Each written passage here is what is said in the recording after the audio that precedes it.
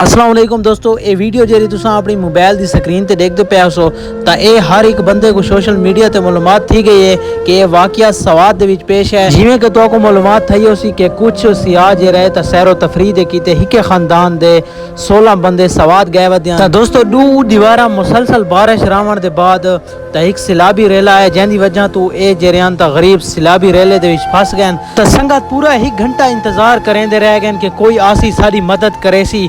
टिबे दे उते मदद दे इंतजार ही रह गए।